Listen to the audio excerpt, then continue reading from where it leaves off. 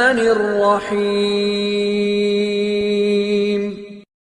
وَلَقَدْ يَسَّرْنَا الْقُرْآنَ لِلذِّكْرِ فَهَلْ مِن مُّدَّكِرٍ. நாம் இந்த குர்ஆனை அறிவுரை பெறுவதற்கான எளிய வழியாக அமைத்திருக்கின்றோம். பின்னர் அறிவுரையை ஏற்றுக்கொள்ள எவரேனும் இருக்கின்றாரா?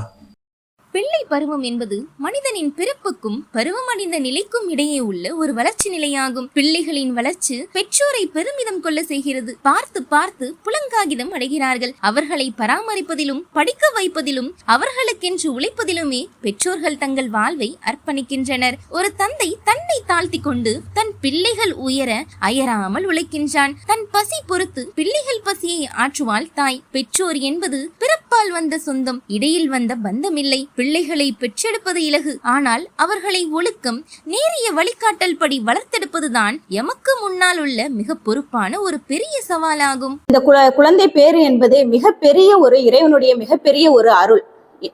நபி ஸல்லல்லாஹு அலைஹி வஸல்லம் அவர்கள் குறிப்பிட்டார்கள், இன்னஹா ரஹ்மத்துன், இது நிச்சயமாக ஒரு மிகப்பெரிய ஒரு அருளாக இருக்கிறது என்று குறிப்பிடுகிறார். அப்ப இறைவன் தான் நாடியவர்களுக்கு ஆண் குழந்தைகளையும் தான் நாடியவர்களுக்கு பெண் மக்களையும் கொடுக்கிறான்.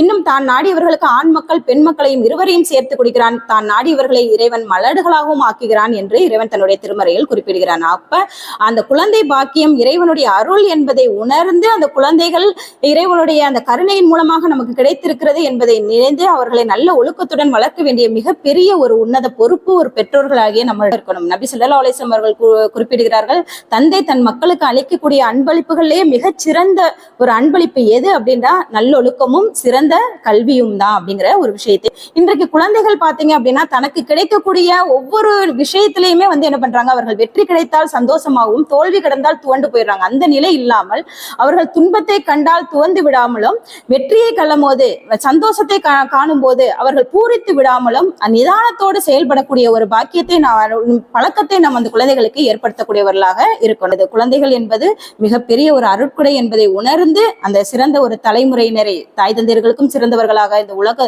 நாட்டுக்கும் இந்த உலகத்துக்கும் சிறந்தவர்களாக நாளை இறைவனை சந்திக்கக்கூடிய நிலையம் சிறந்த ஒரு பண்புள்ள ஒரு குழந்தைகளாக இறையச்சமுள்ள குழந்தைகளாக வளர்க்க வேண்டிய ஒரு உன்னத பொறுப்பு நம்மிடம் இருக்கிறது.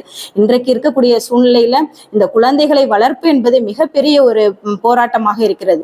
நற்பண்புகளோடு வளர்ப்பது என்பது அப்ப நாம் அந்த பண்புகளை போதித்து நல்ல ஒரு சமுதாயத்தை வார்த்தெடுக்கக்கூடிய ஒரு நல்ல குழந்தைகளை உருவாக்க வேண்டியது நம்முடைய பொறுப்பாக இருக்கிறது. அந்த பொறுப்பை உணர்ந்து செயல்படக்கூடிய பெற்றோர்களாக நாம் இருக்கணும்.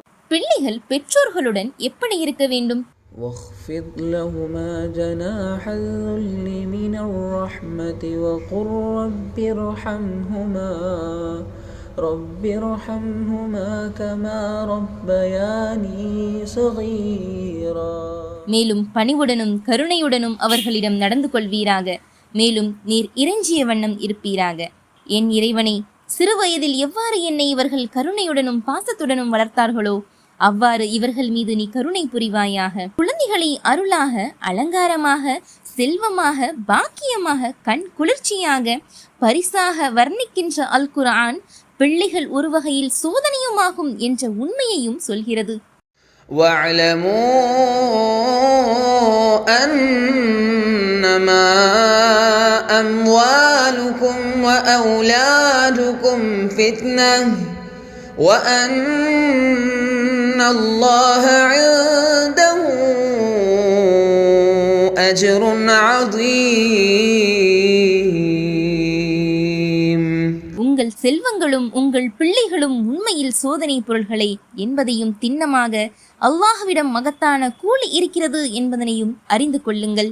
المال والبنون زينة الحياة الدنيا والباقيات الصالحات خير عند ربك ثوابا وخير أملا. இந்த பொருள்களும் இந்த பிள்ளைகளும் உலக வாழ்க்கையின் நிலையற்ற அலங்காரமே. உண்மையில் நிலைத்திருக்கக்கூடிய நற்செயல்கள்தாம் பலனை பொறுத்தும் இறைவனிடம் சிறந்தவையாகும். மேலும் அவற்றின் மீதுதான் நல்ல எதிர்பார்ப்புகள் கொள்ள முடியும். பிள்ளைகளே, நீங்கள் உங்கள் பெற்றோர்களுக்கு சோதனையாக மாறாமல் அருளாக, கண் குளிர்ச்சியாக இருங்கள். மேலும் தினமும் துவா செய்து கொண்டே இருங்கள்.